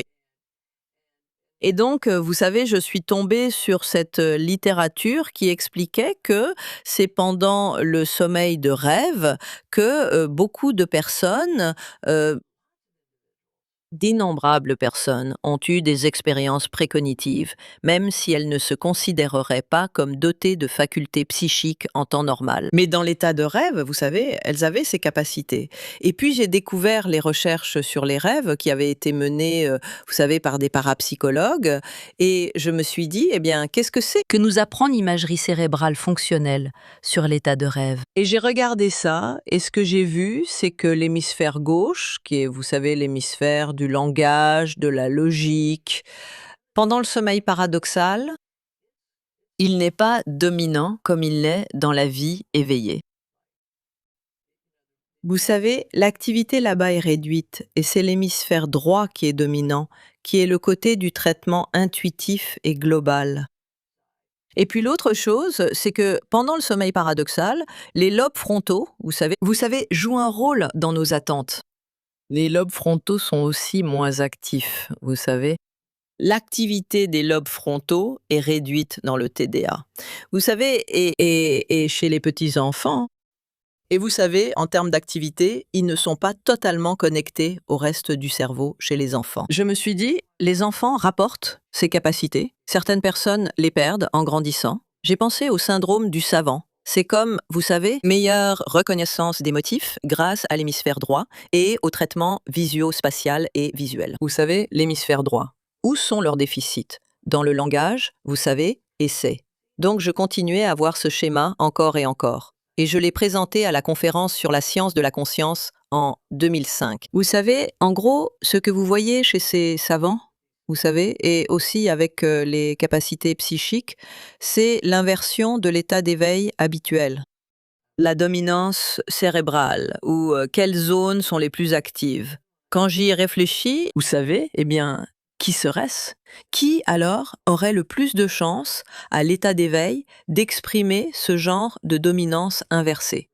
Et j'ai pensé, ce seraient les enfants autistes et d'autres choses à leur sujet comme, vous savez, on trouve plus fréquemment l'oreille absolue chez eux. Donc il y a une grande fidélité, vous voyez, même si le filtrage du signal est réduit. Oui, je veux dire un filtrage réduit de, vous savez, des informations. Vous avez une fidélité de signal plus élevée.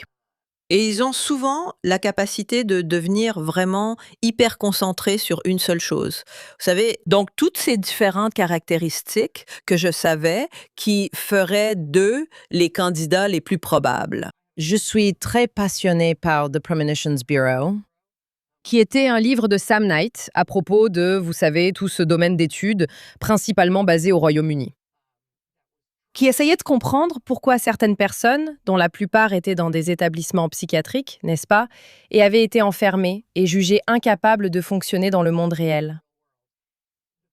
The Premonitions Bureau, c'était surtout 2 psychiatres qui recueillaient des informations pour essayer de comprendre pourquoi certaines personnes avaient des prémonitions sur toutes sortes de choses. Beaucoup ne se sont pas réalisées. Mais certaines se sont réalisées avec une telle précision. C'est ce qu'a vécu Elizabeth Krohn, frappée par la foudre alors qu'elle était une jeune mère au Texas à la fin des années 80. Lorsqu'elle est revenue de son expérience de mort imminente, c'est l'une des choses qui a commencé à se produire. Et elle ne croyait pas du tout aux choses comme les auras, la vie après la mort, la communication après la mort. Et elle a commencé à recevoir des images. Elle disait que ce n'étaient pas des cauchemars et ce n'étaient pas des rêves. Mais quand elle était dans cet état de type θ, elle recevait des informations très précises qu'elle a commencé à dater. Beaucoup de choses qu'elle a vues ne se sont pas réalisées, mais certaines se sont réalisées avec une précision telle qu'on ne peut que dire que ces informations existaient quelque part, n'est-ce pas? Et elle a pu les capter.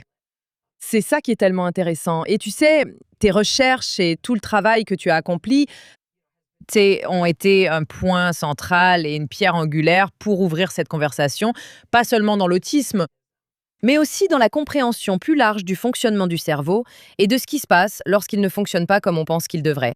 Oui, eh bien, merci, oui. Elle a ouvert la voie pour que nous puissions avancer, Jonathan. Elle marche si bien. Je pense que l'expérience la plus courante que les gens ont, c'est de rêver de quelqu'un.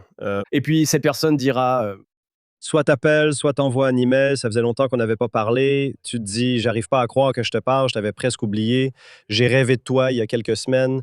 Les gens se demandent: est-ce que c'est une forme de communication télépathique où nous avons quitté notre conscience éveillée et où nous errons dans cet autre monde d'une certaine manière en communiquant?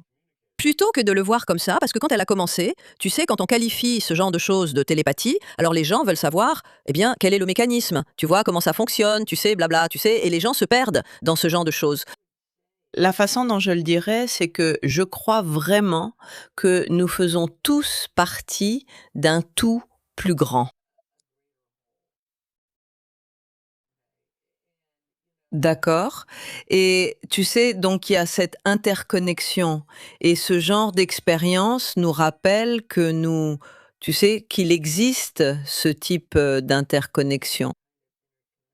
Il n'est pas nécessaire qu'il y ait un signal allant de l'un à l'autre. C'est plutôt que nous faisons partie du même, tu sais, comme une, tribu ou, un réseau. Oui, un réseau, ouais, ouais. Nous faisons partie de la même chose. Penses-tu qu'il y a des rêves auxquels il faudrait peut-être prêter plus d'attention? Comme si, oui. Significant Oh oui, absolument. unshema. Du genre, hey, fais attention à ça, ou cela peut indiquer quelque chose de plus prophétique. De quoi les gens devraient-ils être conscients? Quand tu fais un rêve qui a une certaine qualité, il y a un moment où le rêve est quand le rêve a quelque chose, comme s'il te laissait avec un sentiment fort, tu vois? Comme une impression, d'accord?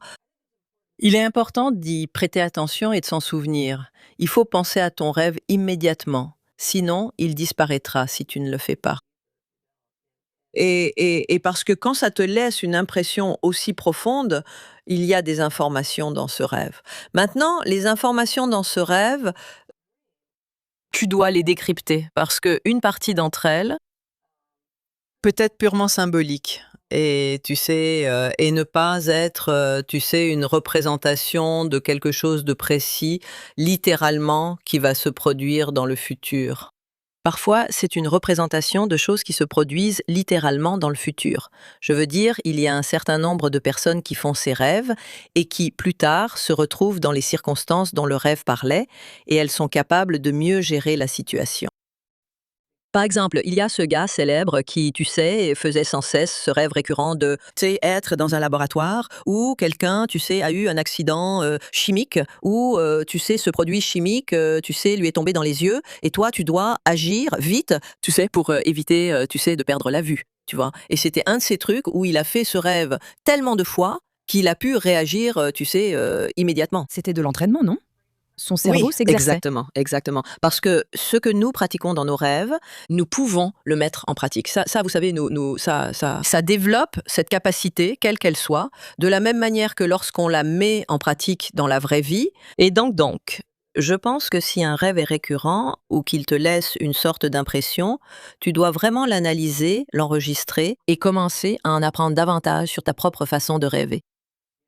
Tu sais, parce que certaines personnes, leurs rêves ont tendance à être plus symboliques, tu vois?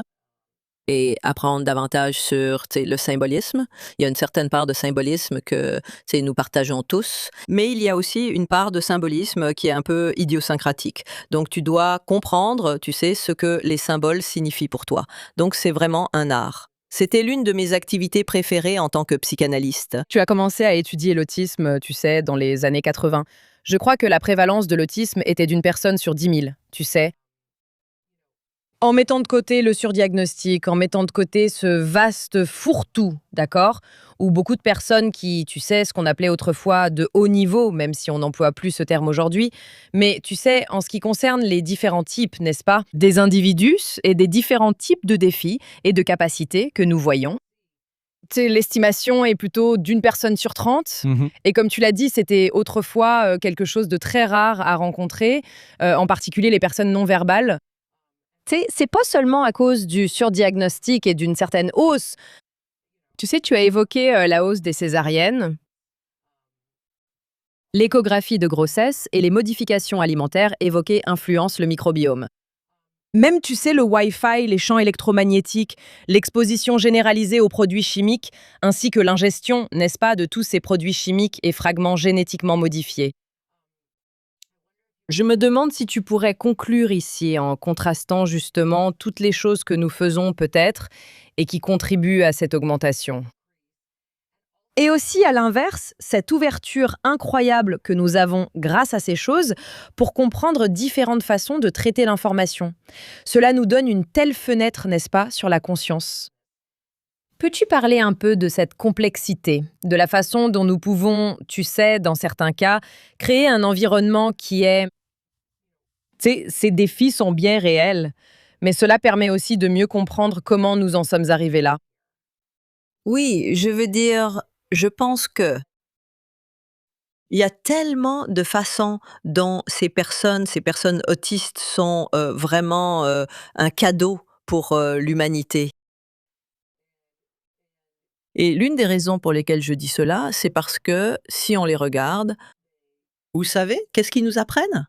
D'accord? Ils nous apprennent, vous savez, ils nous montrent des preuves d'aptitudes humaines innées que nous avons oubliées ou qui ont littéralement été réprimées. D'accord? Donc vous voyez, c'est vraiment, vous savez, un plus pour l'humanité, n'est-ce pas? Ils nous montrent, vous savez, d'autres façons dont nous pouvons, vous savez, traiter l'information. Et beaucoup d'entre eux, vous savez, veulent contribuer à la science. Et ils ont, vous savez, cette capacité d'avoir des intuitions sur des choses qui, vous savez, pourraient, vous savez, qui ont déjà aidé les scientifiques. Et donc, vous savez, mais en même temps, ils sont très malades sur le plan médical, la plupart d'entre eux, ceux qui ont un autisme sévère. Je veux dire, vous savez, beaucoup, vous savez, ils ont beaucoup de douleurs physiques. Vous savez, beaucoup de problèmes intestinaux, des maux de tête, vous savez, juste, vous savez, ils sont facilement surstimulés. Vous voyez, donc, il y a vraiment beaucoup d'inconvénients pour eux dans leur vécu. Et je crois vraiment que les 2 ne vont pas forcément de pair. D'accord. Et donc quand les gens parlent, ils critiquent les parents qui veulent voir, vous savez, leurs enfants aller mieux. Ils s'énervent, vous savez, ils sont là, vous savez, vous parlez de guérir l'autisme et ils les rabaissent. Et c'est pas la façon dont je le dirais, c'est que ce n'est pas l'autisme du point de vue de la neurodivergence qui doit être guéri. En fait, nous en avons besoin. D'accord, je l'accueille à bras ouverts. Ce sont leurs comorbidités médicales qui doivent être prises en charge pour qu'ils puissent avoir davantage le genre de vie que, vous savez, pour qu'ils soient libérés et vivent la vie qu'ils désirent. Nous sommes tellement reconnaissantes, vous savez, de pouvoir vous parler et d'en apprendre davantage sur votre travail et votre parcours. Et toutes les recherches incroyables, vous savez, qui ont évidemment attiré l'attention de tant de personnes grâce aux télépathies tapes. Mais l'ensemble de votre travail est évidemment bien plus vaste et diversifié. Et nous sommes vraiment reconnaissantes d'avoir pu parler avec vous. Oui, merci, ce fut un plaisir. Merci, Dr. Hennessy. Voulez-vous que je vous explique un peu le cerveau? Vous voulez un petit cours sur le cerveau? Je pense que vous imaginez le cerveau un peu comme s'il y avait un barrage. Oui. Et c'est comme ça que le filtre bloque tout. Puis vous le frappez, et tout un flot d'eau passe à travers. Mais parfois, seulement les fractales. Je suis heureuse que ma réponse corresponde à celle d'une personne qui exerce réellement dans ce domaine, car au fond, on ne sait pas vraiment. C'est toujours la réponse. Non, mais l'un des défis, c'est que lorsque nous ne savons pas quelque chose en science, ce que nous faisons, c'est que nous cherchons comment le tester. nous élaborons une hypothèse, et soit nous prouvons l'hypothèse, soit nous la réfutons. Donc, il n'y a pas de moyen fiable de voir si nous pouvons, et tu sais, s- des décennies, voire des siècles de recherche animale vraiment, vraiment horribles ont, tu sais, élucidé beaucoup de choses que nous savons sur le cerveau, le système nerveux, toutes ces choses. Mais il est presque impossible et contraire à l'éthique d'infliger des blessures à des humains pour voir ce qui se passe. Cependant, tu sais, comme c'est vrai pour toute l'histoire des neurosciences en particulier, la guerre. La guerre et la maladie produisent souvent une quantité incroyable d'informations que tu n'obtiendrais pas autrement. Et certaines de ces découvertes incroyables sur le fonctionnement du cerveau proviendraient de blessures très spécifiques. C'est des explosions, beaucoup des avancées incroyables que nous avons vues dans la compréhension des fonctions des différentes régions du cerveau. Proviennent de là, je veux dire, la cartographie et la compréhension du lobe occipital, ça vient de, des balles traversant des régions du cerveau d'une manière qui permettait aux gens de rester en vie et, de rapporter des choses, comme le fait que le cerveau n'a pas de récepteur de la douleur. N'est-ce pas? On peut faire une chirurgie du cerveau à ciel ouvert et explorer pour voir ce qui se passe si on touche ici, ce qui se passe si on touche là. Et il y a des cas où, je veux dire, il existe des études incroyables où des violonistes sont invités à jouer pendant que leur cerveau est exposé, tu vois. D'ailleurs, j'allais raconter la blague préférée de mon père. C'est quoi? Un homme va se faire opérer du cerveau et il dit au médecin « Est-ce que je pourrais jouer du piano après ?» Le médecin « Oui, bien sûr. » Tant mieux, je ne savais pas jouer avant. Alors voici une question. Je sais qu'on ne peut pas faire cette recherche sur des humains. Mais si toutes les informations sont disponibles et que une sorte de blessure folle pouvait provoquer un syndrome du savant Qu'est-ce que tu veux dire par toutes les informations disponibles dans l'univers? dans l'univers. D'accord, d'accord. Comme si c'était potentiellement un préalable au fait que tu subisses une blessure et que maintenant tu puisses connaître une langue ou devenir un mathématicien incroyable ou quelque chose comme ça. Ce ne serait pas si fou de penser que tu installes une puce Neuralink dans ton cerveau qui Ou peut un contrôler dispositif ou de fournir stimulation. une sorte de stimulation et contrôler, augmenter ou diminuer. D'accord. Donc une certaine forme d'activité et maintenant tout à coup, je suis capable de faire du kung-fu. Donc, l'une des choses qui n'arrive que dans Matrix. Il veut vraiment apprendre le kung-fu. Parce qu'on lui a titillé le cerveau et maintenant il connaît une langue et tu es capable de faire des choses. Je pense que même ainsi, l'un des exemples que nous avons de cela, et tu sais, je suis sûre qu'il y en a de meilleurs. Mais je ne suis pas une étudiante en neurosciences ou une neurologue en exercice actuellement. Mais tu sais, il y a quelque chose qui s'appelle la stimulation cérébrale profonde, ou DBS. Et tu sais, c'était comme, ça date de l'époque où j'étais à la fac, ça fait déjà de nombreuses années. Et c'était comme un électrode qu'on implantait. Je crois que c'était pour la maladie de Parkinson. Et tu sais, l'activer, en fait, permettait d'éliminer, je crois, les tremblements ou quelque chose comme ça. Mais de nombreuses régions du cerveau, c'est ce qu'il faut garder à l'esprit. Beaucoup de régions du cerveau ne sont pas simplement des interrupteurs marche-arrêt. La stimulation, n'est-ce pas? Si on pense à la stimulation électrique, puisque tout le cerveau fonctionne grâce à la stimulation électrique, n'est-ce pas? La libération de neurotransmetteurs résulte de la stimulation électrique le long des axones. Donc, l'idée que la stimulation produirait une seule chose n'est tout simplement pas vraie, parce qu'il y a tous ces circuits inhibiteurs. Il se peut donc que la stimulation, en réalité, éteigne certaines choses, et tout est connecté. C'est comme le plus grand échangeur autoroutier que vous puissiez imaginer, multiplié par des milliers de milliards. Donc, on ne sait pas toujours. Si on touche à ça, il existe des études sur l'amygdale montrant que lorsqu'on appuie ici, le singe a peur. Mais pour nombre de ces systèmes, surtout émotionnels, vous savez, ce genre de traitement, et c'est lié à la mémoire hippocampique. Il y a tellement de variabilité, tout comme un animal traumatisé se comportera différemment d'un animal qui ne l'est pas. Si vous souffrez de stress post-traumatique, quand un camion de pompiers passe, cela peut avoir un impact, n'est-ce pas? C'est une expérience très différente que si vous n'avez pas de trouble de stress post-traumatique et qu'un camion de pompiers passe. C'est ce genre de choses. Le même stimulus ne produira pas forcément le même effet d'un individu à l'autre. Et c'est pareil avec les lésions. Et vous savez, je pense que c'est... Je suis vraiment contente qu'elle ait parlé de ce genre de complexité parce que, vous savez, il y a beaucoup de choses non naturelles que nous pensons avoir conduit à l'augmentation, vous savez, de la manifestation de l'autisme, surtout du type dont elle parle. Et en même temps, cela a permis cette conversation, vous savez, et cette ouverture pour que nous puissions comprendre le cerveau d'une manière que nous n'avions jamais envisagée auparavant. Et je ne vais pas dire que c'est... Vous savez, tous les dégâts causés à l'environnement, y compris l'environnement placentaire, ne sont pas positifs. Mais il est fascinant que cela ait ouvert tout un domaine. Cela nous donne plus d'informations sur la façon dont le cerveau et le système nerveux fonctionnent, mais aussi une fenêtre sur la nature de la conscience et de la réalité. Il y a tellement de choses à analyser dans cet épisode. Ce sera une conversation animée sur Substack. Si vous souhaitez découvrir la communauté et vous connecter avec nous et le plus large public de Breaker, venez nous rejoindre.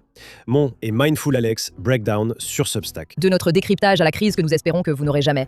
On se retrouve la prochaine fois. Be Alex Breakdown, she's gonna break it down for you. She's got a neuroscience PhD or two.